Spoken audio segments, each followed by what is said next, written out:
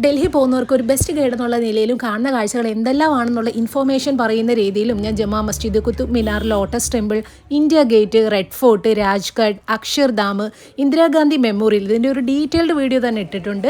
Parliament, Janpath, Sarojini മാർക്കറ്റിൻ്റെയൊക്കെ രാത്രി കാഴ്ചകൾ ഇതെല്ലാം ഞാൻ ഇട്ടു. അപ്പോൾ വീഡിയോസിൻ്റെ ഇടയിൽ നിന്ന് പെട്ടെന്ന് നോക്കി എടുക്കാൻ വേണ്ടി ഒരു പ്ലേലിസ്റ്റ് ആയിട്ട് ക്രിയേറ്റ് ചെയ്ത് വെച്ചിട്ടുണ്ട്. അപ്പോൾ ലാസ്റ്റ് വീഡിയോയുടെ കണ്ടിന്യൂഷൻ ആണ് ഇത് വരുന്നത്. ഈ ഒരു വീഡിയോക്കകത്താണ് ഡൽഹിയിലെ ഏറ്റവും മെയിൻ ആയിട്ടുള്ള കുറച്ച് സ്പോട്ടുകൾ കവർ ചെയ്യുന്നത്. ഒന്ന് ഗുരുദ്വാര, ഹുമയൂൺ ടോംബ്, അത് ഏറ്റവും സ്പെഷ്യൽ ആയിട്ടുള്ള സ്ഥലമാണ്. പിന്നെ താജ്മഹൽ ആൻഡ് ആഗ്ര ഫോർട്ട് ഇതിനകത്ത് തന്നെയാണ്. അത് നമുക്ക് പക്ഷേ ഉത്തർപ്രദേശിലാണ് വരുന്നത്. അപ്പോൾ ഇതാണ് നമ്മുടെ ഗുരുദ്വാര ബംഗ്ലാ സാഹിബ്. ആണുങ്ങളാണെങ്കിൽ തലയിൽ ഒരു തൂവാല കെട്ടണം, പെണ്ണുങ്ങളാണെങ്കിൽ തല മറക്കുകയും ചെയ്യണം. അത് കമ്പൽസറിയാണ്. താഴെയായിട്ട് വന്നിട്ട് നമ്മൾ ചെരുപ്പ് സൂക്ഷിക്കണം, ഇത് നമുക്ക് നിർബന്ധമാണ്. പിന്നെ കാലും മുഖവും കഴുകിയിട്ട് വേണം അകത്തോട്ട് കയറാൻ. ഇവിടെ കുറേയധികം നിബന്ധനകളുണ്ട്. സിഖുകാരുടെ ഇങ്ങനെയായിരിക്കും, നമ്മൾ നോർമലി കയറി പോകുന്നത് പോലെയല്ല. അതുപോലെ ഇൻസൈഡ് വീഡിയോഗ്രാഫി അലൗഡേ അല്ല. ഇവിടുത്തെ മെയിൻ അട്രാക്ഷൻ സരോവർ എന്ന് പറയുന്ന ഒരു പോണ്ടാണ്. ഡെയിലി 50,000-ലധികം ആൾക്കാർക്ക് ഫുഡ് കൊടുക്കുന്നുണ്ട്. ഇനി സ്പെഷ്യൽ ഡേയ്സ് ഒക്കെ ആണെന്നുണ്ടെങ്കിൽ 1,00,000-ലധികവും പോകും. നിങ്ങൾ ഡൽഹിയിലൊക്കെ വരുവാണെന്നുണ്ടെങ്കിൽ ഫുഡും താമസമൊക്കെ ഫ്രീ ആയിട്ട് വേണമെങ്കിൽ ഇവിടെ വന്ന് താമസിക്കാവുന്നതാണ്. ഇത് പോയിട്ടുണ്ടായിരുന്നത് ഹുമയൂൺ ടോംസിലോട്ടാണ് കേട്ടോ. മസ്റ്റ് ആയിട്ട് പോകേണ്ട ഒരു സ്ഥലമാണ് ഹുമയൂൺ ടോംബ്. കുക്കിംഗ് ഒക്കെ കഴിഞ്ഞിട്ട് നമുക്ക് അതിന്റെ എൻട്രൻസിലോട്ട് എത്തണമെങ്കിൽ തന്നെ കുറേ ദൂരം നടക്കണം. ആദ്യത്തെ മുഗൾ ചക്രവർത്തിയായിരുന്ന പ്രബലനായിട്ടുള്ള ബാബറിന്റെ മകനാണ് കേട്ടോ ഹുമയൂൺ. അതുപോലെ അക്ബറിന്റെ ഫാദറുമാണ്.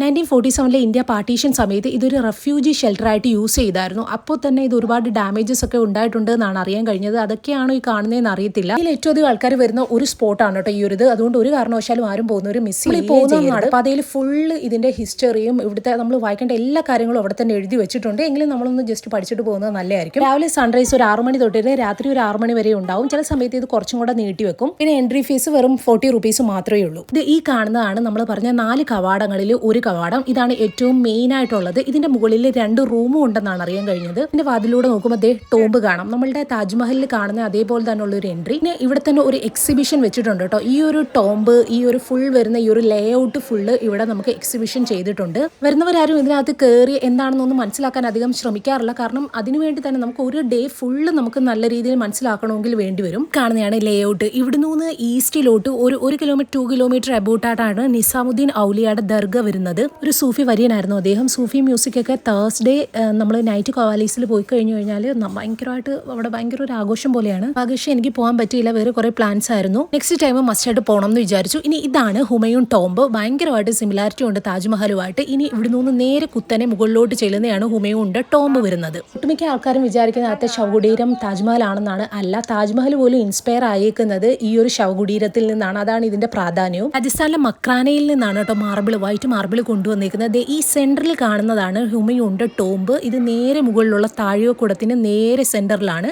ഇനി ഈ ചുറ്റു കാണുന്നത് അദ്ദേഹത്തിന്റെ സണ്ണിന്റെയും അദ്ദേഹത്തിന്റെ വൈഫ് റിലേറ്റീവ്സിന്റെ ഒക്കെയാണ്. ഇവിടെ നിന്ന് 4 ചേംബറായിട്ട് പോകുന്നുണ്ട്. ഈ 4 ചേംബറിലാണ് കേട്ടോ. ഓരോ ചേംബറിലായിട്ടുമാണ് ഓരോ ശവകുടീരങ്ങൾ വരുന്നത്. അതുപോലെ തന്നെ നമ്മൾ വെളിയിലോട്ട് ഇറങ്ങുന്ന സമയത്തും അവിടെയും ഉണ്ട് കുറേ ശവകുടീരങ്ങൾ. ഇതിന്റെ ബേസ്മെന്റിലായിട്ടും കുറേയധികം ഗ്രേവ്സ് ഉണ്ട്. 150 എബോവ് എന്നാണ് അറിയാൻ കഴിഞ്ഞത്. അപ്പോൾ അതുകൊണ്ട് തന്നെ ഇതിന് ഒരു ഡോർമെട്രി ഓഫ് മുഗൾസ് എന്നും അറിയപ്പെടുന്നുണ്ട്. ഇത് ആൾക്കാരൊക്കെ ഇതിന്റെ സൈഡിലായിട്ട് വന്ന് വിശ്രമിക്കുന്നതും കാണാം. പക്ഷെ നമ്മൾ മസ്റ്റായിട്ട് അത് ഒരു ഡിവൈൻ ആയിട്ടുള്ള ഒരു സംഭവമാണല്ലോ. നമ്മൾ അവിടെ സൈഡിലൊന്നും പോയി ഇരിക്കാതിരിക്കുക. ഗ്രേവിന്റെ ഇതേ കണ്ടോ, ഒരു ഗ്രേവിന്റെ മുകളിലാണ് പോയിരിക്കുന്നത്. ഇനി ഇവിടുത്തെ ഏറ്റവും വലിയ പ്രത്യേകത എന്ന് പറയുന്നത് ചാർബാഗ് ആണ് കേട്ടോ. ചാർബാഗ് എന്ന് പറഞ്ഞു കഴിഞ്ഞാൽ 4 ഗാർഡൻ എന്നുള്ള മീനിങ് ആണ്. സ്കൂളിലൊക്കെ പഠിച്ചിട്ടുണ്ട്. പൂന്തോട്ട ശവകുടീരം എന്നറിയപ്പെടുന്ന ആദ്യത്തത് ഈ ഒരു ഹുമയൂൺ ടോംബ് ആണ് കേട്ടോ. 4 ഗാർഡൻ വരുന്നുണ്ട്. അതുകൊണ്ട് തന്നെ ചാർബാഗ് എന്നായിരുന്നു ഇതിനെ അറിയപ്പെട്ടിരുന്നത്. ഇത് മൊത്തത്തിൽ സിംബിളൈസ് ചെയ്യുന്നത് പാരഡൈസിനെയാണ്. ചാർബാഗ് ഗാർഡൻ, അതായത് വാട്ടർ, മിൽക്ക്, ഹണി, വൈന്, അതായത് ഖുറാനിൽ പറഞ്ഞേക്കുന്ന അതിനെയാണ് ഇത് സിംബിളൈസ് ചെയ്യുന്നതെന്നാണ് പറയപ്പെടുന്നത്. അതേപോലെ ഈ ഒരു ലേ ഔട്ട് മൊത്തത്തിൽ പോയിന്റ് ടുവേർഡ്സ് മക്കയുമാണ്. നിങ്ങൾ മുകളിൽ നോക്കുകയാണെന്നുണ്ടെങ്കിൽ അറിയാം ഈ ഒരു ടോംബ് ഇരിക്കുന്ന ഒരു ഒക്ടഗണൽ ഷേപ്പിലുമാണ്. പിന്നെ നമ്മൾ ഔട്ട് സൈഡിലോട്ട് വന്നു. ഇത്രയൊക്കെ ഉള്ളായിരുന്നു. അധികം സ്കൂൾ കുട്ടികൾ ഇവിടെ വന്ന് ഔട്ട് സൈഡിൽ ഇങ്ങനെ വിശ്രമിക്കുന്നതായിട്ട് കാണാം. ഇത് നമ്മൾ താജ്മഹലിൽ അതിരാവിലെ വന്നിട്ടുള്ളപ്പോൾ ഉള്ള ഒരു വ്യൂ ആണ്. നമ്മൾ ഹരിയാനയിൽ നിന്നും 200 കിലോമീറ്റർ അകലെയുള്ള ഉത്തർപ്രദേശിലാണ് താജ്മഹൽ വരുന്നത്. അപ്പോൾ രാത്രിയിൽ നമ്മൾ ഇവിടെ വന്ന് സ്റ്റേ ചെയ്തിട്ടുണ്ടായിരുന്നു. ഡൽഹിയും താജ്മഹലും നിൽക്കുന്ന 2 സ്റ്റേറ്റിലായിട്ടാണ്. ഈ ഒരു കാട്ടിനകത്തോ അല്ലെങ്കിൽ റിക്ഷ അല്ലെങ്കിൽ നടന്ന് മാത്രമേ നമുക്ക് എൻട്രൻസ് വരെ എത്താനായിട്ട് സാധിക്കത്തുള്ളൂ. കാരണം പൊല്യൂഷൻ കൺട്രോൾ നന്നായിട്ടുണ്ടല്ലോ. അപ്പോൾ നമുക്ക് വെഹിക്കിൾ ഒന്നും കടത്തിവിടത്തില്ല. ഓൺലൈൻ ടിക്കറ്റ് ടിക്കറ്റ് എടുക്കുന്നതായിരിക്കും ഏറ്റവും ഉചിതം. അല്ലെന്നുണ്ടെങ്കിൽ ഇതുപോലെ ഭയങ്കര തിക്കിലും തിരക്കിലും പെടേണ്ടി വരും. ആക്ച്വലി എൻ്റെ കസിനായിരുന്നു എടുത്തിട്ടുണ്ടായിരുന്നത്. പക്ഷേ അവൾ PDF എടുക്കാതെ സ്ക്രീൻഷോട്ട് എടുത്തു. പക്ഷേ നിങ്ങൾ ഉറപ്പായിട്ടും PDF എടുത്ത് വെക്കണം, എങ്കിൽ മാത്രമേ നമ്മളെ കടത്തി എടുത്തോളൂ. അതുകൊണ്ട് കുറച്ച് നേരം ക്യൂവിൽ കയറി നിന്നിട്ടാണ് ഇവിടോട്ട് എത്തിയത്. സൗത്ത് ഗേറ്റ് വഴിയാണ് ഇറങ്ങുന്നതെങ്കിൽ അവിടെ കുറേയധികം മാർക്കറ്റ് ഒക്കെ ഉണ്ട്. ഇതാണ് ഗ്രേറ്റ് ഗേറ്റ്. ഈ 3 ഗേറ്റിൽ ഏതിലൂടെ എത്തിക്കഴിഞ്ഞാലും നമ്മൾ ഇവിടെ എത്തും. താജ്മഹലുമായിട്ട് പെർഫെക്റ്റ് ആയിട്ട് അലൈൻ ചെയ്ത് വെച്ചേക്കുന്നതാണ്. കണ്ടോ, നമുക്ക് നേരെ നോക്കുമ്പോൾ താജ്മഹൽ തന്നെ കാണാം. കാലിഗ്രഫി ഒരു ഒപ്റ്റിക്കൽ ഇലൂഷൻ തരുന്നുണ്ട്. എന്താണ് നിങ്ങൾ നോക്കിയാൽ മതി. ഈ ഒരു ഗേറ്റിലായിരുന്നു നമ്മൾ വരുമ്പോൾ തന്നെ താജ്മഹലിനെ ഇങ്ങനെ കാണാമായിരുന്നു. പക്ഷെ നമുക്ക് ഈ ഒരു ഡ്രാമാറ്റിക് ആയിട്ടുള്ള ഈ ഒരു റിവീൽ തരുന്നത് ഈ ഒരു ഗേറ്റാണ്. അതിരാവിലെ വന്നു കഴിഞ്ഞാൽ ഒറ്റക്കുള്ള നല്ല ഫോട്ടോ കിട്ടും എന്നുള്ള റീലൊക്കെ വൈറൽ ആയതുകൊണ്ട് ഇപ്പം അതിരാവിലെ വന്നു കഴിഞ്ഞാലും ഇതാണ് സ്ഥിതി. തോറും നമുക്കൊരു വെള്ള കൊട്ടാരം പോലെ തോന്നുമെങ്കിലും അടുത്ത് വരുമ്പോഴത്തേക്ക് ഇതിൻ്റെ കളർ കുറച്ച് മങ്ങലാണ്. അതുപോലെ ഒരുപാട് എഴുത്തുകൾ ഇതിനകത്തുണ്ട്. പക്ഷേ നമ്മൾ ദൂരെ നിൽക്കുമ്പോൾ അതൊന്നും അത്ര ക്ലിയർ ആവത്തില്ല. ഇതേപോലെ left and right of Taj Mahal 2 structures ഉണ്ട്. അതെന്താണെന്ന് ഞാൻ പറയാം. ഇതിന് മുകളിലോട്ട് നമുക്ക് പ്രവേശിക്കണം എന്നുണ്ടെങ്കിൽ പെർ പേഴ്സൺ 200 ആണെന്നാണ് എൻ്റെ ഓർമ്മ. നമ്മൾക്ക് കൊടുക്കേണ്ടി വരും. വരുന്നതിൽ നല്ലൊരു വിഭാഗം അതുകൊണ്ട് ഇതിൻ്റെ മുകളിലോട്ട് കയറാറില്ല. പക്ഷേ നിങ്ങൾ കമ്പൽസറി ആയിട്ട് ഇനി എത്ര ആൾക്കാരുണ്ടെങ്കിലും അതിൻ്റെ മുകളിൽ കയറുക തന്നെ ചെയ്യണം. മിനാരത്തിന് 43 മീറ്റർ അഥവാ 141 ഫീറ്റും താജ്മഹലിന് 73 മീറ്റർ അഥവാ 240 ഫീറ്റും ഹൈറ്റ് ഉണ്ട്. രാജസ്ഥാനിലെ മക്രാനയിൽ നിന്നാണ് കേട്ടോ ആവശ്യമായിട്ടുള്ള വെള്ള ഈ മാർബിൾസ് എല്ലാം കൊണ്ടുവന്നേക്കുന്നത്. ഇതെന്നാണ് നമ്മൾ എൻട്രി ടിക്കറ്റ് എടുക്കേണ്ടെങ്കിലും ഇൻ കേസ് നിങ്ങൾ മുകളിലോട്ടുള്ള എടുത്തിട്ടില്ല എന്നുണ്ടെങ്കിൽ ഇവിടെ അകത്ത് വന്നിട്ടും നമുക്ക് പ്രത്യേകം എടുക്കാൻ കഴിയും. അതുകൊണ്ട് കാലയിൽ ഇങ്ങനെ പ്രത്യേകം സോക്സ് പോലുള്ളൊരു സംഭവം ഇട്ടിട്ട് വേണം നമുക്ക് മുകളിലോട്ട് കയറാൻ. ആ റൈറ്റ് കാണുന്നതാണ് മോസ്ക്. ഇനി ലെഫ്റ്റ് കാണുന്നതാണ് മിഹ്മാൻ ഖാന. ആ പള്ളിയോട് ബാലൻസ് ചെയ്യാൻ വേണ്ടി ഉണ്ടാക്കിയതാണ് ഈ മിഹ്മാൻ ഖാന. ഒരു ഗസ്റ്റ് ഹൗസ് ആണെന്ന് പറയാം. ഈ ഗേറ്റിലോട്ട് നമ്മൾ ഫേസ് വെക്കുമ്പോൾ ഇടത് സൈഡ് വരുന്നതാണ് മിഹ്മാൻ ഖാന. ഇത് താജ്മഹലിന്റെ സൈഡ് വ്യൂ ആണ്. പിന്നെ ഉസ്താദ് അഹമ്മദ് ലാഹോരിയാണ് ഇതിന്റെ ആർക്കിടെക്ട് എന്നറിയാമല്ലോ. ഈ കാണുന്ന 4 മിനാരങ്ങളുണ്ടല്ലോ, ഇത് ചെറിയൊരു ചരിവ് ഇൻക്ലിനേഷൻ പുറത്തേക്ക് കൊടുക്കുന്ന രീതിയിലാണ് ചെയ്തേക്കുന്നത്.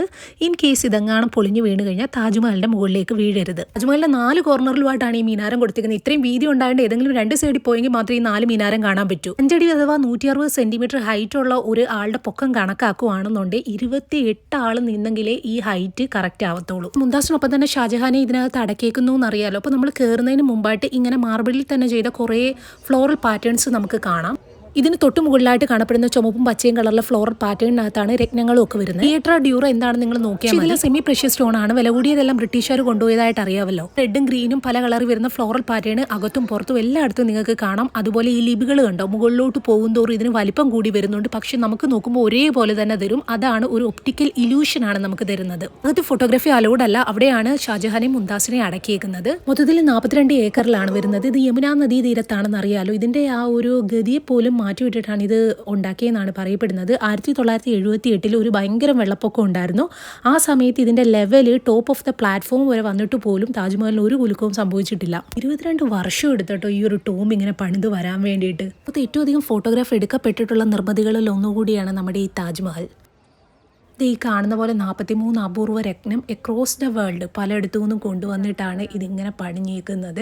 ജീവിച്ചിരിക്കുമ്പോൾ ഇന്ത്യയിൽ നമ്മൾ മസ്റ്റായിട്ട് കാണേണ്ട ഒരു സ്ഥലമാണ് താജ്മഹൽ എന്ന് പറയുന്നത്. എന്തുകൊണ്ടാണെന്ന് ഇവിടെ വന്നു കഴിയുമ്പോൾ മാത്രമേ മനസ്സിലാവത്തുള്ളൂ. വരുമ്പോൾ അതിരാവിലെ തന്നെ വരാനായിട്ട് ശ്രമിക്കുക. കാരണം സൂര്യോദയ സമയത്താണെന്നുണ്ടെങ്കിൽ താജ്മഹൽ കാണാൻ വേണ്ടി വേറൊരു പ്രത്യേക കളറായിരിക്കും. ഒരു പ്രത്യേക ഒരു ഷെയ്ഡ് നമുക്ക് കാണാൻ പറ്റും. ടോപ്പിൽ ഞാൻ പറഞ്ഞ പോലെ 200 റുപ്പീസ് കൊടുത്തിട്ട് ടോപ്പിൽ കയറി നിൽക്കുവാണെന്നുണ്ടെങ്കിൽ നമുക്ക് വേറെ ഭയങ്കര ഒരു ബ്യൂട്ടി കിട്ടും. ഇവിടെ അതുപോലെ ഫോട്ടോഗ്രാഫ് എടുക്കാമെന്ന് പറഞ്ഞ് ഒരുപാട് പേര് പറ്റിക്കുന്നുണ്ട് കേട്ടോ. ടാഗുമായിട്ട് എല്ലാം വരുവാണെന്നുണ്ടെങ്കിലും നമ്മളെ പറ്റിക്കുന്നവർ ഒരുപാടുണ്ട്. പിന്നെ നമ്മൾ പോയത് ആഗ്ര ഫോർട്ടിലോട്ടായിരുന്നു. മുഗൾ ചക്രവർത്തിമാർക്ക് മുമ്പേ ലോധി രാജവംശത്തിന്റെ സമയത്ത് ഇതൊരു മിലിറ്ററി ഒരു ഫോർട്ടായിട്ടായിരുന്നു ഉപയോഗിച്ചിരുന്നത്. പക്ഷെ അക്ബർ വന്ന സമയത്തേക്ക് ഇതൊരു പാലസ് ആക്കി മാറ്റി. പക്ഷെ അക്ബറിന്റെ കൊച്ചുമോനായിട്ടുള്ള ഷാജഹാൻ വന്നിട്ടാണ് കുറച്ചും കൂടെ മാർബിളൊക്കെ കൊടുത്തിട്ട് വേറൊരു ഫോമിലോട്ട് ഇതിനെ മാറ്റിയെടുത്തു. ഈ ഒരു സ്ലോപ്പ് കണ്ടു. ഇത് എന്തിനാണെന്ന് വെച്ച് കഴിഞ്ഞാൽ എനിമീസ് ഒക്കെ അറ്റാക്ക് ചെയ്യാനായിട്ട് വരുന്ന സമയത്ത് ഇവിടെ നിന്ന് പാറകൾ ഉരുട്ടിയിടും. അതിന് വേണ്ടിയിട്ടാണ് ഈ ഒരു സ്ലോപ്പ് രീതിയിൽ ഇത് കൺസ്ട്രക്ട് ചെയ്തേക്കുന്നത്. ഒരു ഗൈഡിനെ വിളിച്ചിട്ടുണ്ടായിരുന്നു കേട്ടോ. ഇതിനകത്ത് ആദ്യം നമ്മൾ കാണാൻ പോകുന്നത് ഹമാം എന്ന് പറയുന്നതാണ്. അതൊരു റോയൽ ബാത്ത് ടബാണ്. ഇത് ജഹാംഗീറിന് കിട്ടിയതാണെന്നാണ് പറയുന്നത്.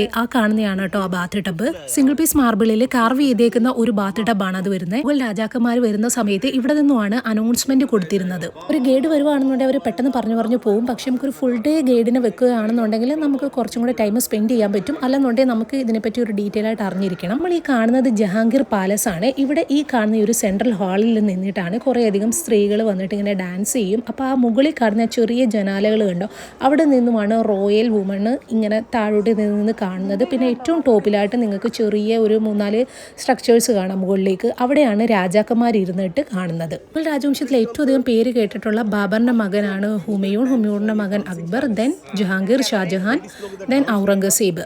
ഇതിൽ അക്ബറിൻ്റെ പുത്രനായിട്ടുള്ള ജഹാംഗീറിൻ്റെ പേരിലാണ് ഈ ഒരു പാലസ് അറിയപ്പെടുന്നത്. ഇതാണ് ജഹാംഗീറിൻ്റെ ഡൈനിങ് ഹാള്, ജഹാംഗീറിൻ്റെ ബെഡ്റൂം ഒക്കെ വരുന്നത്. അവിടെ കുറേയധികം തൂണുണ്ട്. അത് നമ്മൾ നോക്കുവാണെങ്കിൽ ചിസൽ ചെയ്തേക്കാണ്, നല്ല രീതിയിൽ കാർവ് ചെയ്തേക്കുന്നത് കാണാം. ബാബറിൻ്റെ ഹുമയൂണിൻ്റെ കാലഘട്ടത്തിൽ ഈ ഒരു ആഗ്ര ഫോർട്ട് ഉണ്ടായിരുന്നെങ്കിലും ചെറിയൊരു കെട്ടിടമായിട്ട് മാത്രമായിരുന്നു. അക്ബറാണ് ഈ കാണുന്ന രീതിയിലോട്ട് പണി കഴിപ്പിച്ചത്. എന്നാൽ ഈ കാണുന്ന വെണ്ണക്കല്ലിലുള്ള ഈ ഒരു കൊട്ടാരം പോലെ ആക്കി മാറ്റിയത് ഷാജഹാനാണ്. ഈ കാണുന്ന ഏരിയ ആണ് മുസമ്മൻ ബുർജ് എന്നറിയപ്പെടുന്നത്. ഇവിടെ നിന്ന് മാത്രമാണ് നമുക്ക് യമുന നദിയുടെയും താജ്മഹലിന്റെ ഒരു പനോറമിക് വ്യൂ ഇത്രയും നന്നായിട്ട് കിട്ടുന്നത്. ഷാജഹാന്റെ അവസാന സമയത്ത് ഇവിടെ ആയിരുന്നു ഒരുപാട് വർഷങ്ങൾ തുറങ്കലിൽ അടച്ചിരുന്നത്. ദാരാഷിഖോവ്, ഔറംഗസീബ് 2 മക്കളിൽ ദാരാഷിഖോവിനായിരുന്നു ഭരണം കൊടുക്കാനായിട്ട് ഷാജഹാന് താല്പര്യം. പക്ഷെ ഔറംഗസീബ് ഭരണം പിടിച്ചടക്കുകയും ശേഷം ഇദ്ദേഹത്തെ കൊണ്ടുവന്ന് ഇവിടെ പാർപ്പിക്കുകയും ചെയ്തിരുന്നു. ആരെയും കാണാൻ പോലും സമ്മതിക്കത്തില്ലായിരുന്നു, ഒരു പെർമിഷനും ഇല്ലായിരുന്നു. 3 പെൺമക്കളുണ്ടായിരുന്നു. അതിനകത്ത് റോഷിനാര, ജഹനാരയാണ് ഏറ്റവും കൂടുതൽ അറിയപ്പെടുന്നത്. റോഷിനാര ഔറംഗസീബിന്റെ പക്ഷവും ജഹനാര ദാരാഷിഖോവിന്റെ പക്ഷവുമായിരുന്നു. അവസാന സമയത്ത് ജഹനാരയായിരുന്നു ഇദ്ദേഹത്തിന്റെ കൂടെ ഉണ്ടായിരുന്നത്, ഷാജഹാന്റെ കൂടെ. ജഹനാര സൂഫിസം ഫോളോ ചെയ്തിരുന്ന ഒരാൾ കൂടിയായിരുന്നു. നിസാമുദ്ദീൻ ഔലിയയുടെ ഒരു ഫോളോവർ ആയിരുന്നു. ഈ കാണുന്നതാണ് ഖാസ് മഹൽ. ഖാസ് എന്ന് പറഞ്ഞാൽ ട്രഷർ എന്നാണ് അർത്ഥം. ഇത് ഫുൾ അലങ്കരിച്ചിരുന്നത് രത്നവും അതുപോലെ സ്വർണവും കൊണ്ടായിരുന്നു. ഇതിന്റെ റൂഫിൽ മൊത്തം സ്വർണ്ണമായിരുന്നു. ബ്രിട്ടീഷർ കൊള്ളയടിക്കുന്ന സമയത്ത് താഴേന്ന് തീ വെച്ചിട്ട് ഇതിങ്ങനെ ഉരുകി താഴേക്ക് ഇറങ്ങിയ സമയത്താണ് ഇവർ ഇത് എടുത്തേന്നാണ് പറയുന്നത്. ഒരുപാട്, കാരണം ഇത് ഇളക്കിയെടുക്കാൻ അത്ര പാടാണ്. അതുപോലെ ഫുള്ള് രത്നങ്ങളും ഒക്കെ ആയിരുന്നു. ഇവിടെ ഇന്നിങ്ങനെ സൂക്ഷിച്ച് നോക്കിക്കഴിഞ്ഞാൽ റൂഫിലായിട്ട് ആ ഗോൾഡ് ഒക്കെ നമുക്ക് കാണാനായിട്ട് സാധിക്കും. ഇടയ്ക്കൊക്കെ സ്റ്റൂക്കോ പെയിന്റിങ്ങും ഫ്ലോറൽ കാർവിംഗ്സും ജാളി വർക്കും ഒക്കെയാണ് ഇതിനകത്ത് മൊത്തം വരുന്നത്. ഇതിന്റെ ഔട്ട് സൈഡിലായിട്ടാണ് അങ്കൂരി ബാഗ് അഥവാ ഗ്രേപ്പ് ഗാർഡൻ, പിന്നെ ഒരു ഫൗണ്ടനും വരുന്നത്. അവിടെ ഒന്നും ഇദ്ദേഹത്തിന്റെ വെപ്രാളം കാരണം പോകാൻ പറ്റിയില്ല. കുറച്ച് ഇൻഫർമേഷൻസ് ഒക്കെ നമുക്ക് പറഞ്ഞു തരത്തുള്ളൂ. ഞാൻ പഠിച്ച കുറേയധികം കാര്യങ്ങളാണ് ഞാൻ ഡീറ്റെയിൽ ആയിട്ട് നിങ്ങൾക്ക് പറഞ്ഞു തരുന്നത്. പിന്നെ നമ്മൾ ഷാഹി ബുർജ്, മുസമ്മൻ ബുർജ്, ഇവിടെയാണ് അവസാന കാലത്തിൽ 8 വർഷത്തോളം ഷാജഹാനെ തടവിൽ പാർപ്പിച്ചിരുന്നത്. താജ്മഹലിന്റെ പുറത്ത് കാണുന്നതിനേക്കാൾ കൂടുതലായിട്ട് നമുക്ക് ഇവിടെ പിയേട്ര ഡ്യൂറ എന്ന് പറയുന്ന സെമി പ്രഷ്യസ് സ്റ്റോൺ വെച്ചിട്ടുള്ള ആ ഒരു വർക്ക് കാണാൻ കഴിയും. കളറിലെ ജെം സ്റ്റോൺ ആണ് എടുത്ത് നിൽക്കുന്നത്. പിന്നെ സെൻട്രലായിട്ട് ഒരു ഫൗണ്ടനും കാണാം. താജ്മഹൽ കാണാൻ വന്നിട്ട് ചിലരെങ്കിലും ആഗ്ര ഫോർട്ട് മിസ്സാക്കാറുണ്ട്. പക്ഷേ താജ്മഹൽ ആഗ്ര ഫോർട്ട് കാണാതെ കംപ്ലീറ്റ് ആവില്ല. ആഗ്ര ഫോർട്ടിൽ നിന്നുള്ള താജ്മഹലിന്റെ ഒരു വ്യൂ ഉണ്ട്, അതിന്റെ ഒരു ഫീലിംഗ് അതൊരു വേറെ ലെവലാണ്. അത് എന്തുകൊണ്ടാണ് ഞാനിങ്ങനെ പറഞ്ഞതെന്ന് മുന്നോട്ടുള്ള വീഡിയോയിൽ ഞാൻ കാണിച്ചു തരാം. ഷാജഹാൻ എന്ന ഖുറം രാജകുമാരൻ മരണപ്പെടുന്നത് ഇവിടെ വെച്ച് തന്നെയാണ്. അദ്ദേഹത്തിന്റെ ബോഡി യമുന നദിയിൽ ബോട്ടിലാണ് താജിലോട്ട് കൊണ്ടുപോയത്. ഈ കാണുന്നതാണ് ശീഷ് മഹൽ. അണ്ടർഗ്രൗണ്ട് ആണ്, ടണലാണ്, അത് കണക്ട് ചെയ്യുന്നതാണെന്നാണ് ഈ ഒരു ഗൈഡ് പറഞ്ഞത്. പിന്നെ ശീഷ് മഹലിന്റെ കാര്യം പറയുന്ന ഒരു ജസ്റ്റ് ഒരു റോയൽ ബാത്റൂം മാത്രമാണ്. ഇനി ഇവിടെ നിന്ന് നമ്മൾ മുകളിലോട്ട് പോയി കഴിഞ്ഞാൽ ഞാൻ നേരത്തെ പറഞ്ഞില്ലേ നമുക്കൊരു ഫീലിംഗ് കിട്ടുന്ന താജ്മഹലിന്റെ ഒരു ഏറ്റവും അടിപൊളി ഒരു വ്യൂ കിട്ടുന്ന ഒരു സ്ഥലമുണ്ട്. അവിടോട്ടാണ് നമ്മൾ പോകുന്നത്. ആ ഒരു ഓപ്പൺ വാതിലിലൂടെ നമ്മൾ അകത്ത് കയറി കഴിഞ്ഞാൽ മീന മസ്ജിദ് നമുക്ക് കാണാം. അതൊരു പ്രൈവറ്റ് പ്രെയർ റൂമാണ്. അവിടെ ഇപ്പോൾ നമുക്ക് പബ്ലിക്കിന് എൻട്രി ഇല്ല. ഇത് മുസമ്മൻ ബുർജുമായിട്ട് കണക്ട് ചെയ്തേക്കാണ്. അപ്പോൾ അദ്ദേഹം അവസാന കാലഘട്ടത്തിൽ ഈ ഒരു ചെറിയ പ്രൈവറ്റ് റൂമിൽ പ്രെയർ റൂമിലായിരുന്നു നമസ്കരിച്ചിരുന്നത്. ആഗ്ര ഫോർട്ടിലെ ഏറ്റവും മെയിനായിട്ടുള്ള 2 ഏരിയയാണ് ദിവാനി ആമും ദിവാനി ഖാസും. ഇതിൽ ദിവാനി ഖാസ് ആണ് ഈ കാണുന്നത്, ഹാൾ ഓഫ് പ്രൈവറ്റ് ഓഡിയൻസ്. ദേ ഈ എഴുതി വെച്ചേക്കുന്ന ആ ഒരു ഏരിയ. ഈ താഴെ കാണുന്ന ഈ പുല്ലൊക്കെ നികത്തി ഈ ഒരു സാധനമാണ് മച്ചി ഭവൻ അഥവാ ഫിഷ് പാലസ് എന്നറിയപ്പെടുന്നത്. ഇപ്പം ഈ കാണുന്ന ഗ്രാസ് ഉണ്ടല്ലോ, അത് മുമ്പ് ഒരു ഫിഷ് പോണ്ട് ആയിരുന്നു. ഇത് ആ കാണുന്ന ഒരു വൈറ്റ് മാർബിളിന്റെ സീറ്റിങ്ങിനെ കണ്ടോ, അതാണ് തക്ത് എന്ന് പറയുന്നത്. അതിന്റെ മുകളിലായിട്ടാണ് ഒരു സിംഹാസനം, യഥാർത്ഥയല്ല ജസ്റ്റ് വെറുതെ ഇരിക്കാൻ വേണ്ടി ഒരു സിംഹാസനം കൊണ്ടുവന്ന് വെക്കുന്നത്. അതിപ്പോൾ പ്രൊട്ടക്ട് ചെയ്തേക്കാണ് ഫെൻസ് ഒക്കെ കൊണ്ട്. സാധാ മാർബിളിൽ പോലും ഫുള്ള് ഗോൾഡ് വെച്ചേക്കുമായിരുന്നു, പക്ഷെ അതൊക്കെ അടിച്ചുകൊണ്ട് പോയി. താഴെയായിട്ട് ഷാബുർജ് കോംപ്ലക്സ് കാണിച്ചല്ലോ, അതിനോട് ചേർന്നിട്ട് തന്നെ വരുന്നതാണ് ഈ ഒക്ടഗണൽ ഷേപ്പിലുള്ള ആ ഒരു ടവർ. നേരത്തെ പറഞ്ഞ ഒരു ഫീലിംഗ് ഉണ്ടല്ലോ, ആ ഒക്ടഗണൽ ഷേപ്പിലുള്ള ജാസ്മിൻ ടവർ എന്ന് പറഞ്ഞാൽ ആ ടവറിൽ ഇരുന്നുകൊണ്ടാണ് ഷാജഹാൻ അവസാന കാലഘട്ടത്തിൽ താജ്മഹൽ കണ്ടത്. നമ്മൾ നേരിട്ട് താജ്മഹൽ കാണുന്നതിനേക്കാൾ ആ ഒരു ടവറിനകത്ത് നിന്നിട്ടുള്ള ആ ഒരു വ്യൂ, അത് പക്ഷേ നമുക്കിപ്പം പബ്ലിക്കിന് അലൗഡ് അല്ല. പക്ഷേ നമുക്ക് ഇവിടെ നിന്നിട്ടും അദ്ദേഹം ആ ഒരു യാതന അനുഭവിച്ചതും അതുമെല്ലാം അറിഞ്ഞിട്ട് നമുക്കിത് കാണുമ്പോൾ ഭയങ്കര ഒരു പ്രത്യേക ഒരു ഫീലാണ്. വൈറ്റ് മാർബിളിൻ്റെ ഓപ്പോസിറ്റ് ആയിട്ട് ഒരു ബ്ലാക്ക് മാർബിൾ ഉണ്ട് കേട്ടോ, അത് ഞാൻ ഫോട്ടോ എടുക്കാനായിട്ട് മറന്നു. അപ്പുറത്തുള്ള കോറിഡോർ വഴിയേ നമുക്ക് നടക്കാനായിട്ട് കഴിയും. അങ്ങനെ വരുവാണെന്നുണ്ടെങ്കിൽ ഹമാമി ഷാഹി അഥവാ സ്ത്രീകളൊക്കെ കുളിക്കുന്ന ആ ഒരു ഏരിയ കാണാം, റോയൽ ഏരിയ. താഴെ കണ്ടോ കുറേ നെറ്റ് വെച്ചിട്ട് വാതിൽ കാണുന്നത്, അവിടെയൊക്കെ ആയിട്ടാണ് സ്വർണ്ണം സൂക്ഷിച്ചതെന്നാണ് പറയുന്നത്. ഇത് കണ്ടോ, ഇത് മിക്കവരും അറിയാതെ പോകുന്നതാണ്. നിങ്ങൾക്കൊരു ഗൈഡ് ഉണ്ടെങ്കിലോ നിങ്ങൾ പഠിച്ചെങ്കിൽ മാത്രമേ അറിയാൻ കഴിയത്തുള്ളൂ. നിങ്ങൾ മസ്റ്റായിട്ട് നോക്കണം. അതായത് ഒരു ഒപ്റ്റിക്കൽ ഇലൂഷനാണിത്. ഒരു ഏരിയയിൽ വന്നു കഴിഞ്ഞാൽ നമ്മൾ അവിടെ വെച്ച് കണ്ടതിനേക്കാൾ ഭയങ്കര വലുതായിട്ട് താജ്മഹൽ കാണും. അത് അവിടെ നിൽക്കുമ്പോൾ നമുക്ക് യമുന നദി കാണുന്നുണ്ട്, പക്ഷെ ഇവിടെ ആണെന്നുണ്ടെങ്കിൽ നമ്മൾ താജ്മഹൽ മാത്രമേ കാണത്തുള്ളൂ. അതുകൊണ്ടാണ് അങ്ങനെ. ഇനി നമ്മൾ നാഗിന മസ്ജിദിലോട്ടാണ് കയറുന്നത്. ഷാജഹാൻ തന്നെയാണ് കേട്ടോ ഡൽഹിയിലുള്ള ജമാ മസ്ജിദും പണിഞ്ഞത്. കമ്പയർ ടു അത് നോക്കുമ്പോൾ ഇവിടെ എന്ന് പറഞ്ഞാൽ ഫുള്ള് മാർബിൾ ആണ് വെച്ചേക്കുന്നത്. റോയൽ വുമണിന് വേണ്ടി മാത്രം പണിഞ്ഞ മസ്ജിദാണിത്. സൈഡിലൊക്കെ കാണുന്ന ഡോർസ് കണ്ടോ, ഈ ഡോർ ഉൾപ്പെടെ ഒട്ടുമിക്ക എല്ലാം ഈ ബ്രിട്ടീഷുകാർ അടിച്ചുകൊണ്ട് പോയെന്നാണ് പറയുന്നത്. ഇപ്പോൾ കാണപ്പെടുന്ന ഈ ആഗ്ര ഫോർട്ടിൽ ഒരുപാട് ഡോർസും പുതിയതായിട്ട് വെച്ചതാണെന്നാണ് പറയപ്പെടുന്നത്. ഇത് എന്ന് പറയുന്ന ഒരു വുളു ഏരിയ ആണ്, ഒരു ഫൗണ്ടൻ വരുന്ന പോലെ. ഈ നമ്മൾ മീന ബസാറിലെ ആ ഒരു ഫിഷ് പോണ്ട് നോക്കിയാലും ഫുള്ള് എവിടെയുള്ള വാട്ടർ ചാനൽസ് നോക്കുകയാണെന്നുണ്ടെങ്കിലും അത് അലി മർദാൻ ഖാൻ അദ്ദേഹമാണ് പണിഞ്ഞേക്കുന്നത്. ഈ മർദാൻ ഖാൻ തന്നെയാണ് നമ്മുടെ താജ്മഹലിന്റെ ഫ്രണ്ടിലുള്ള ആ ഒരു ചാനൽ സിസ്റ്റം, ആ ഒരു റിഫ്ലക്ഷൻ തരുന്ന ഒരു പോണ്ട് പോലുള്ള ആ ഒരു ഏരിയ എല്ലാം ചെയ്തേക്കുന്നത് അദ്ദേഹം തന്നെയാണ്. ആഗ്ര ഫോർട്ടിലെയും ഒട്ടുമിക്ക എല്ലാം ചെയ്തേക്കുന്നത്, ചാനൽ സിസ്റ്റം കാര്യങ്ങൾ. നമ്മൾ ദിവാനി ആമിലോട്ടാണ് പോകുന്നത്. ഇത് കണ്ടോ, ഇവിടെയാണ് രാജാവ് ഇരുന്നത്. അവിടെ എല്ലാം നമ്മൾ നേരത്തെ പറഞ്ഞുകൊണ്ട് പിയേട്ര ഡൂറ എന്ന് പറഞ്ഞ ആ ഒരു സംഭവമാണ്. ആ സൈഡിലായിട്ട് നമുക്ക് അവിടെ പെർമിഷൻ ഇല്ല. അവിടെ സോൾജിയേഴ്സിൻ്റെ ഒക്കെ ഒരു റെസ്ട്രിക്റ്റഡ് ഏരിയ ആണ്. പിന്നെ ഒരു ബ്രിട്ടീഷ് ജനറലിൻ്റെ ഒരു ഗ്രേവ് ആണ് ആ സെൻട്രലായിട്ട് കാണാം. ഇനി ഈ ഒരു റൈറ്റ് സൈഡിലായിട്ട് മോത്തി മസ്ജിദാണ് ആ കാണുന്നത്. അതിപ്പോൾ പെർമിറ്റഡ് അല്ല ആർക്കും, അത് ജനങ്ങൾക്ക് വേണ്ടിയിട്ട് അദ്ദേഹം പണിഞ്ഞതാണ്. ഇവിടെയായിരുന്നു കേട്ടോ ജനങ്ങളെല്ലാം കൂടിയിരുന്നതും അവിടെ വന്നിരുന്ന് പരാതികളെല്ലാം ബോധ്യപ്പെടുത്തിയിരുന്നതും. ഇത് കാണിച്ച ദിവാനി കാസിൽ പക്ഷേ സെക്രട്ടറിമാരെ, പൊളിറ്റിക്കൽ കാര്യങ്ങൾ, അങ്ങനെയൊക്കെയുള്ള സീക്രസി ഉള്ള കാര്യങ്ങൾ മാത്രം ഡിസ്കസ് ചെയ്തിരുന്ന ഒരു റൂമായിരുന്നു. റെഫോർട്ട് വരുവാണെങ്കിൽ മസ്റ്റായിട്ട് പോകേണ്ട സ്ഥലമാണ് കേട്ടോ ഫത്തേപൂർ സിക്രി. എനിക്ക് പക്ഷേ പോകാനായിട്ട് സാധിച്ചില്ല, നെക്സ്റ്റ് ടൈം പോകണം. ബാബറും അദ്ദേഹത്തിന് മകന് ഹുമയൂണും ഒന്നും ഇവിടെ താമസിച്ചിട്ടില്ല. ബാബർ എന്ന് പറയുന്നത് എപ്പോഴും ഇങ്ങനെ ഒരു സ്ഥലത്തു നിന്ന് അടുത്ത സ്ഥലത്തോട്ട് ഇങ്ങനെ കീഴടക്കി കാബൂൾ അങ്ങനെ ഒരുപാട് രാജ്യങ്ങൾ സഞ്ചരിച്ചുകൊണ്ടിരുന്ന ഒരു വ്യക്തിയായിരുന്നു. അതുകൊണ്ട് അദ്ദേഹത്തിന് ഒരു പ്രത്യേകം ഫോർട്ടായിട്ടൊന്നുമില്ല. 4000 വർക്കേഴ്സ് 8 വർഷം കൊണ്ട് മാത്രം രാപകല് കഷ്ടപ്പെട്ടുണ്ടാക്കിയ ഒരു ഫോർട്ടിനകത്തൂടെയാണ് നമ്മൾ നടക്കുന്നത്. ഭരണകാലഘട്ടത്തിലെ ഏറ്റവും പ്രധാനപ്പെട്ട 3 സിറ്റി ആയിരുന്നു ലാഹോർ, ആഗ്ര ആൻഡ് ഡൽഹി. അക്ബർ ആഗ്ര ഫോർട്ട് മാത്രമല്ല കേട്ടോ, ഫത്തേപൂർ സിക്രി, അതുകൊണ്ട് പിതാവായിരുന്ന Humayun Tomb, Lahore Fort, Allahabad Fort ഒക്കെ നിർമ്മിച്ചത് അദ്ദേഹമാണ്.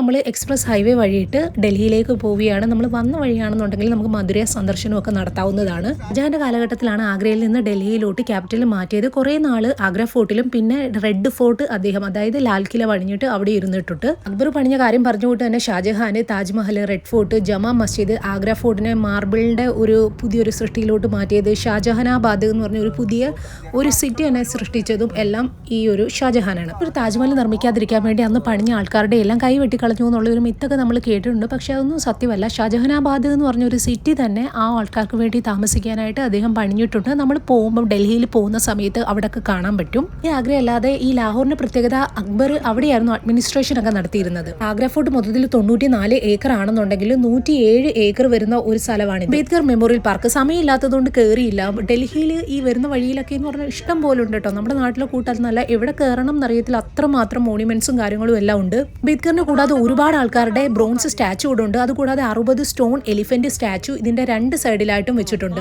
താജ്മഹൽ ഫ്രൈഡേ ഓഫ് ആണെന്ന് അറിയാമല്ലോ. ആഗ്ര ഫോർട്ടിൽ എപ്പോഴും ഓപ്പൺ ആണെന്ന് തോന്നുന്നു. എല്ലായിടത്തും 50 രൂപ മാത്രമേ ഉള്ളൂ എൻട്രി ഫീ വരുന്നത്. പിന്നെ ഡൽഹിയിൽ നമ്മൾ കുറേ നേരം ഉണ്ടായിരുന്നു. പക്ഷേ അതിൻ്റെയൊക്കെ നമ്മൾ കുറേ ഷോപ്പിംഗ് കാര്യങ്ങളൊക്കെ ആയിരുന്നു. അതിൻ്റെ ഒന്നും വീഡിയോസ് എടുത്തിട്ടില്ല. പിന്നെ ഡൽഹിയിൽ നിന്ന് പോകുന്നവരാണ്, ആഗ്രയിൽ നിന്ന് വരുന്നവരാണെന്നുണ്ടെങ്കിൽ മസ്റ്റായിട്ട് വാങ്ങിക്കേണ്ട ഒരു സാധനമുണ്ട്. ഇടയ്ക്ക് ഒരു പേടയാണ് പഞ്ചസാരയും കുങ്കുമവും കുമ്പളങ്ങയും ഒക്കെ ഇട്ടിട്ടുള്ളത്. അത് നമ്മൾ ആഗ്രയിൽ നിന്ന് തന്നെ വാങ്ങിക്കാൻ നോക്കുക. ഇതുകൊണ്ട് ഇന്ത്യ ഗേറ്റ് മഞ്ഞിൽ മൂടിയിട്ടുള്ള ഒരു ഫോട്ടോ ആണ്. ഡൽഹിയിൽ മേജർ ഏത് സ്പോട്ടിലോട്ട് പോകണം എന്നുണ്ടെങ്കിലും ഈ ഇന്ത്യ ഗേറ്റിന് നമ്മളിങ്ങനെ കവർ ചെയ്തിട്ട് വേണം പോകാൻ. ഇതിൽ തിരിച്ചു വരുമ്പോഴത്തേക്ക് ഭയങ്കര മഞ്ഞായിട്ടുണ്ടായിരുന്നു ഫസ്റ്റ് വന്നതിനേക്കാൾ കൂടുതൽ. പിന്നെ നമ്മളവിടെ കുറേ അധികം സ്പെൻഡ് ചെയ്തതിൻ്റെ വീഡിയോയും ഒന്നും ഞാൻ എടുത്തിട്ടില്ല. പിന്നെ ഒരുപാട് പർച്ചേസ് ഒക്കെ ചെയ്ത് ഓടുന്നു. പാലിക ബസാറിലും അതുകൊണ്ട് ഷോപ്പിംഗ് ഏരിയ ഉണ്ട്. നമ്മൾ ഒരു അണ്ടർഗ്രൗണ്ട് ചെല്ലും. അവിടെ മാത്രമല്ല അതിനുള്ളിലോട്ട് ഒരുപാട് സ്ഥലങ്ങളിൽ നമുക്ക് പാലിക ബസാറിൽ നിന്നും നമുക്ക് വാങ്ങിക്കാനായിട്ട് പറ്റും. ഡൽഹിയിലെ ഫേമസ് ആയിട്ടുള്ള ബ്രിട്ടീഷുകാർ പണിഞ്ഞ കൊനോട്ട് പ്ലേസ് ആണ്. പിന്നെ ആഗ്രയ്ക്ക് പേത്ത വാങ്ങിക്കണം എന്ന് ഞാൻ പറഞ്ഞല്ലോ. അതിൻ്റെ സിഗ്നിഫിക്കൻസ് എന്തുവാണെന്ന് വെച്ചാൽ താജ്മഹൽ പണിയുന്ന സമയത്ത് എപ്പോഴും ഈ റൊട്ടിയും സബ്സിയൊക്കെ ആണല്ലോ ഇവർ കഴിക്കുന്നത്. അപ്പം വർക്കേഴ്സിന് വേണ്ടി പുതിയതായിട്ട് കണ്ടുപിടിച്ച് ഷാജഹാൻ്റെ നിർദ്ദേശപ്രകാരം കണ്ടുപിടിച്ച ഒരു ഐറ്റമാണ് ഇത്. ഭയങ്കര മധുരമാണ് കേട്ടോ. ഭയങ്കര മധുരം എന്ന് പറഞ്ഞു കഴിഞ്ഞാൽ ഭയങ്കര മധുരമാണ്. അപ്പോൾ എല്ലാവർക്കും ഒന്നും ഇഷ്ടപ്പെടണം എന്നില്ല. പക്ഷേ നമ്മുടെ ഫ്രണ്ട്സിനോ അല്ലെങ്കിൽ നമുക്കൊരു പീസെങ്കിലും കഴിക്കാൻ വേണ്ടിയിട്ട് അവിടെ നിന്ന് വരുമ്പം ആഗ്രയിൽ നിന്ന്, എസ്പെഷ്യലി ആഗ്രയിൽ നിന്ന് വരുന്ന സമയത്ത് ഇത് വാങ്ങിക്കുന്നത് നല്ലത് തന്നെ ആയിരിക്കും. ഇത് കരോൾ ബാഗിലുള്ള സദാർ ബസാറാണെന്ന് തോന്നുന്നു. എനിക്ക് തന്നെ ഓർമ്മയില്ല. ഇത് പിന്നെ എയർപോർട്ടാണ്, ബസാറൊന്നുമല്ല. പിന്നെ അവിടെ നിന്ന് നമ്മൾ ഫാമിലി ആയിട്ട് തന്നെ ഫ്ലൈറ്റ് ബുക്ക് ചെയ്തിട്ടായിരുന്നു വന്നിട്ടുണ്ടായിരുന്നു. പക്ഷേ ഫ്രണ്ട്സുമായിട്ടൊക്കെ ആണെന്നുണ്ടെങ്കിൽ നമ്മൾ ട്രെയിനിൽ വന്നിട്ട് കുറച്ചും കൂടി ബഡ്ജറ്റ് ഫ്രണ്ട്ലി ആയിട്ട് ചെയ്യുന്നത് തന്നെ ആയിരിക്കും എപ്പോഴും നല്ലത്. അപ്പോൾ ഡൽഹി ട്രിപ്പിൻ്റെ ലാസ്റ്റത്തെ വീഡിയോ ആണിത്. അപ്പോൾ ഒരുപാട് ഡീറ്റെയിൽസ് ആയിട്ടുള്ള കുറേയധികം വീഡിയോസ് ഞാൻ ഇട്ടിട്ടുണ്ട്. ഒരുപാട് ലെങ്തി ഒന്നുമല്ല, 4 മിനിറ്റ് 6 മിനിറ്റ്സ് ഉള്ള വേറെയും വീഡിയോസ് ഉണ്ട്. അപ്പോൾ എല്ലാവർക്കും ഇഷ്ടപ്പെട്ടിട്ടുണ്ട് എന്ന് ഞാൻ വിശ്വസിക്കുന്നു. അപ്പോൾ അതെല്ലാം കൂടെ ഒരു പ്ലേലിസ്റ്റായിട്ട് ഇട്ടിട്ടുണ്ട്. അപ്പം ഇടുന്നവർക്ക് കാണാം. അപ്പം ഇനിയുള്ള എൻ്റെ വീഡിയോസ്, ട്രാവൽ വീഡിയോസ് മോസ്റ്റ്ലി ഞാൻ ഇടുന്നത് എൻ്റെ സെക്കൻഡ് പേജായിട്ടുള്ള സുമി റഷീദിലായിരിക്കും. ഇതിനകത്ത് ഇടത്തില്ല. ഇത് ഓൾറെഡി ഞാൻ കുറച്ച് വീഡിയോസ് ഇതിനകത്ത് ഡൽഹിയുടെ ഇട്ടിട്ടുണ്ടായതുകൊണ്ടാണ് ആ സീരീസ് ഇതിനകത്ത് കംപ്ലീറ്റ് ആക്കിയേക്കുന്നത്. അപ്പോൾ അത്രയൊക്കെ ഉള്ളൂ. അപ്പോൾ നമുക്ക് ഇതിനകത്ത് ഈ ഒരു സുമി സ്വാഗതം എന്ന് പറയുന്ന പേജിനകത്ത് ഇനി തൊട്ട് ഫുഡ് വീഡിയോസും സുമി റഷീദ് എന്നുള്ള ആ ഒരു സെക്കൻഡ് പേജിനകത്ത് ട്രാവൽ വീഡിയോസും ആയിരിക്കും വരുന്നത്. എയർ ഇന്ത്യക്ക് അതാണ് നമ്മൾ തിരിച്ചു പോകുന്നത്. എയ്റോപ്ലെയിൻ ക്രാഷൊക്കെ ഉണ്ടാകുന്നതിന് മുമ്പത്തുള്ള ഒരു വീഡിയോ ആണിത്. എന്തായാലും ഓക്കെ, അപ്പോൾ ബൈ.